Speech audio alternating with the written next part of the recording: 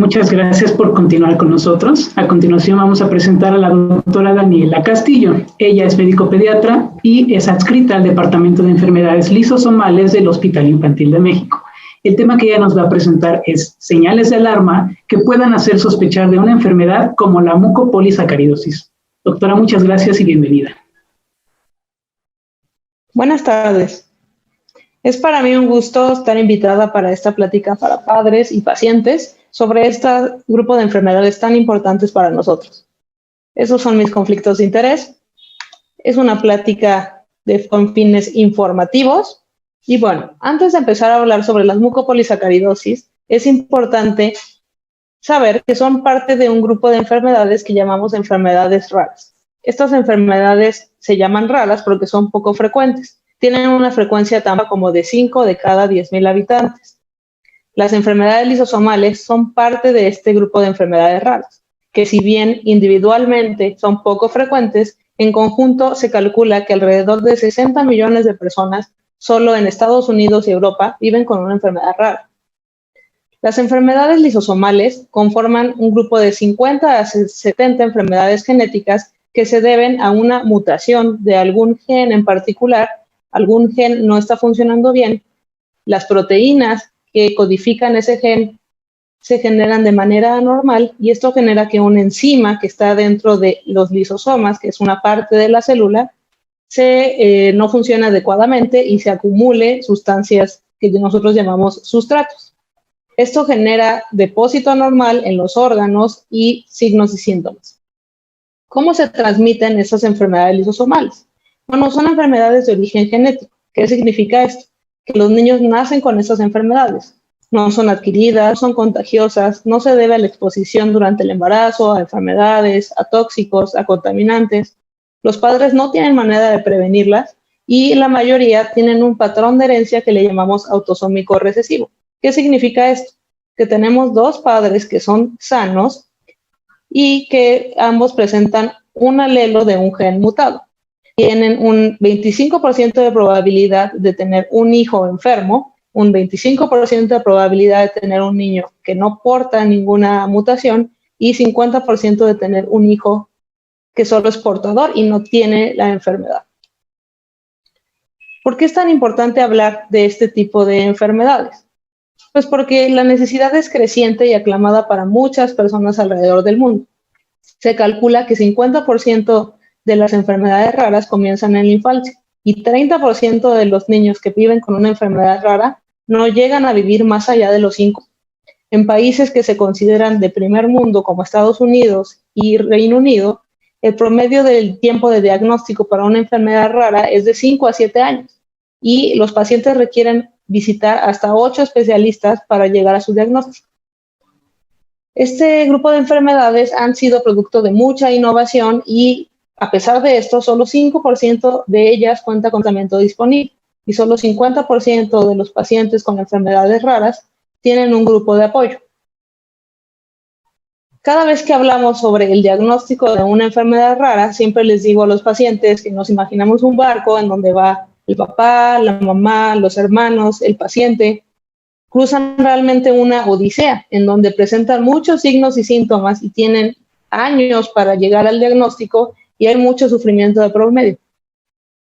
¿Por qué es esta odisea diagnóstica? Pues porque son enfermedades raras, sus presentaciones clínicas son variables en cuanto a edad y a gravedad y sus signos y síntomas que se presentan de manera temprana son muy inespecíficos. Y esto lleva a que actualmente, por la especialización y subespecialización de la medicina, no hay un abordaje integral. Es decir, si al niño le duele el hueso, va a ir al ortopedista, va a ir al reumatólogo y no va a haber un abordaje integral de los pacientes. Este diagnóstico tardío con frecuencia involucra la referencia tardía o la referencia a múltiples especialidades. Esto genera una carga asistencial importante tanto para los pacientes como para los familiares y pues, para el sistema de salud, que muchas veces no está preparado para esto. Entonces, pueden ver aquí en la imagen que si un paciente llega con el pediatra, si sospecha de una enfermedad rara, lo va a referir hasta 5 a 8 especialistas sin que ellos lleguen al diagnóstico. Si es un paciente que los padres no tienen las capacidades económicas para pagar varios especialistas o están en un sistema de salud que no tiene esta capacidad, pues no van a llegar al diagnóstico e incluso morir sin diagnóstico. ¿Qué implicaciones tiene un diagnóstico tardío? Pues que hay diagnósticos erróneos, que hay acciones terapéuticas inadecuadas que lleva a complicaciones, que hay un retraso en el inicio de tratamiento específico, que actualmente muchas mucopolisacaridosis tienen tratamiento específico, y hay un retraso en el asesoramiento genético. Pueden ver en esta imagen familia, en donde pueden ver en rectángulos a los pacientes afectados por mucopolisacaridosis y con los hilos a las madres portadoras. Si a estos pacientes que están de una mayor edad, si les hubiera realizado el diagnóstico temprano, este grupo de familia hubiera tenido la oportunidad de tener asesoramiento genético para los niños más pequeños. Cuando le preguntamos a los pacientes con enfermedades raras qué implica para ellos este tiempo, pues hay frustración de los padres, de los pacientes. Los padres se frustran porque llevan a su hijo al médico, sin embargo nadie les da una respuesta. Los pacientes incluso se sienten como con alteraciones psicológicas, como locos porque les duelen las cosas. Hay influencia en las decisiones reproductivas y pues el tratamiento oportuno.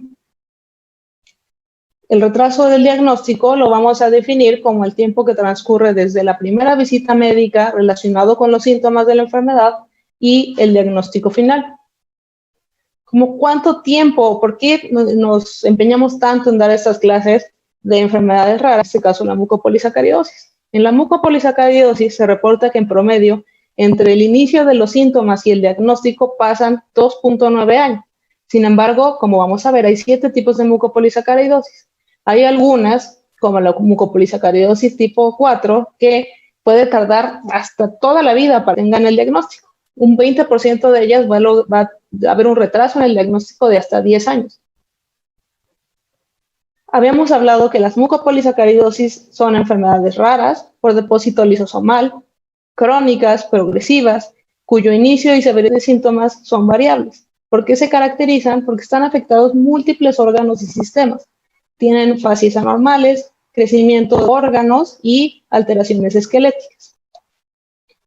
Este es un cuadro muy general sobre los tipos de mucopolisacaridosis que existen. Esto simplemente para que sepan la gran variedad de enfermedades que hay, ¿no? Estos son sus nombres sindromáticos, la enzima que está deficiente y donde el sustrato que se acumula. ¿Cómo vamos a ver algunos datos simples para padres que nos ayuden a identificar una mucopolisacaridosis? Hay que recordar que los niños son normales al nacimiento y tienen un curso lento progresivo. Tienen fases toscas, infiltradas, opacidad corneal, crecimiento de hígado y vaso, rigidez articular, infecciones respiratorias de repetición, enfermedad cardíaca y deterioro cognitivo. Vamos a hablar de cada una de estas. Vean ustedes cómo es estas caritas que les llamamos fases toscas. La fase tosca tienen un puente nasal deprimido, tienen los labios anchos, tienen macroglosia, es grande la lengua, tienen esta forma de las cejas que es poblada y tienen una frente amplia. Son imágenes clínicas de los pacientes de la clínica del hospital que pueden ver que todos tienen diferentes tipos de variedades de mucopolisacaridosis, sin embargo tienen este rasgo en característica de las fases toscas que ya les había mencionado. Otro hallazgo prominente es que tienen opacidad corneal. Simplemente, ¿cómo lo vamos a ver nosotros? Como esta telita blanca en el ojo, que inicialmente no les genera ningún síntoma. Posteriormente, hay pérdida de la agudeza visual y les molesta un poco la luz. También los niños se quejan porque ustedes como papás ven que la pancita se distiende, crece el hígado, como pueden ver acá, crece el vaso, y esta afección es de severidad variable. Uno de los hallazgos más comunes es la rigidez articular, que principalmente se va a manifestar en las manos. Esto se llama comúnmente mano en garra, que hay una disminución en el rango de movimiento en la muñeca y la mano. Y es bien importante porque es una causa muy común de consulta. ¿Pero a dónde van a consultar? Pues al reumatólogo. Ven que el niño tiene la mano así, pues piensan tiene artritis como a la abuela. Pero ¿qué pasa? Esta rigidez articular no se asocia a signos de inflamación articular, no está inflamado, no está rojo, no está caliente y a veces pasa muchos años para llegar al diagnóstico. La rigidez articular aquí la podemos ver en diferentes grados de mano en garra. Los niños van a expresar dificultad para realizar las actividades de la vida diaria, como vestirse, agarrar el lápiz, abrir los objetos. También tienen limitación en los hombros, que no pueden extender bien los hombros, las rodillas. Todo este conjunto de alteraciones óseas se llama disostosis múltiple. Si van al ortopedista y le hacen una radiografía, van a ver que los huesos están a lo lejos toscos, gruesos, y este es un hallazgo muy importante en todos los tipos de mucopolisacaridosis. Hasta el 70% lo presentan hacia los 7 o 5 años. Esto es bien importante porque van a tener limitación funcional para escribir, caminar, vestirse, van a tener dolor, y esto va a afectar la calidad de vida. Otra manifestación frecuente son infecciones respiratorias de repetición, que también tienen hipertrofia amigdalina, respiración ruidosa, escuchen menos. Es frecuente también que tengan enfermedad cardíaca, que se manifiesta con fatiga, soplo cardíaco, limitación funcional, y es una causa importante ya hacia la primera década de vida de muerte en los pacientes con mucopolisacaridosis. Prácticamente el 100% de los pacientes con mucopolisacaridosis, cuando llegan de manera tardía, tienen antecedente que se les hizo alguna cirugía. Puede ser la corrección de una hernia, por los problemas de las amígdalas, les quitaron las amígdalas, por las infecciones del oído, les pusieron tubos de ventilación. Otra causa común es el déficit cognitivo. Tienen un retraso en el neurodesarrollo, pueden tener convulsiones y muchas veces son catalogados con déficit de atención. También pueden tener compresión nerviosa, que les puede generar parálisis o compresión a nivel de las manos. Importante recordar, curso clínico es variable. Estos 3 pacientes tienen la misma enfermedad, pero una severidad diferente, ¿no? Pueden ver que este paciente está clínicamente mucho más afectado, que esta paciente tiene un fenotipo más atenuado, que incluso puede pasar como población abierta. El curso es progresivo. Recordar que el niño va a nacer un niño normal. Aquí pueden ver un lactante que no le vemos nada anormal, pero a medida de que va creciendo, las fases infiltradas se notan de manera muy evidente. También es importante recordar que esto es progresivo. En los primeros 6 meses de vida, que son manchas en la espaldita, que nacen muchos niños, pero son grandes y de localización extensa, hernias en el ombligo, infecciones respiratorias, infecciones de oído. Ya hacia antes de los 12 meses pueden tener esta alteración de la columna, que es frecuente, lo llamamos giba, por una cifosis toracolumbar, las hernias, y ya estamos viendo que el niño no está logrando la talla adecuada.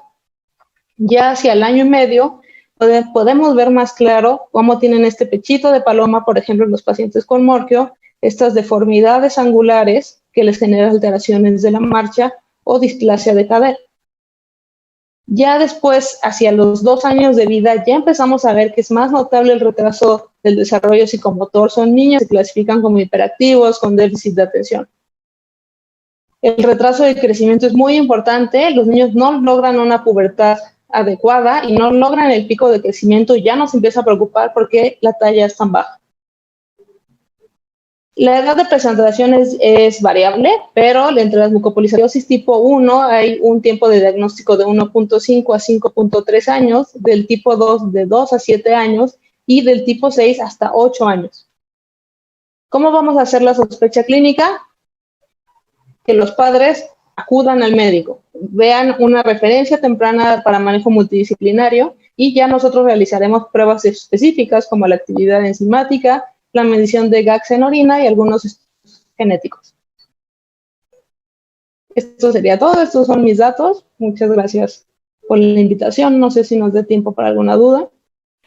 Doctora, muchísimas gracias por su brillante ponencia. Tenemos una pregunta del público. La siguiente es, ¿cuál es su opinión que pudiera ser una causa de retraso del diagnóstico de estas enfermedades? Gracias por la pregunta. Lo más frecuente es que estos signos y síntomas de los que yo les hablé durante la infancia, muchas veces los papás creen que es normal y hasta una edad ya hacia los 5 o 6 años ya acuden y ya el niño ya está muy avanzado de la enfermedad. El otro gran problema es que al ser enfermedades raras, incluso aún cuando acuden con los médicos no saben identificar estas enfermedades. ¿Por qué? Porque son consideradas raras, ¿no? Entonces prácticamente es raro que un médico alguna vez en su vida haya visto estas enfermedades y habitualmente lo que hacen es referirlo con otro especialista y otro especialista y otro especialista y eso pues le toma años al paciente hasta que tienen la suerte de ser referidos adecuadamente a un hospital como el nuestro de tercer nivel, que contamos con especialidades en enfermedades metabólicas. Correcto, existe mucho retraso, ¿no?, en esta referencia oportuna, antes de que pasen por varios lados. Así es. Muchísimas gracias, doctora. Es la única pregunta que tenemos. Muchas gracias por su tiempo y que le vaya muy bien. Que tenga una buena noche. Hasta luego.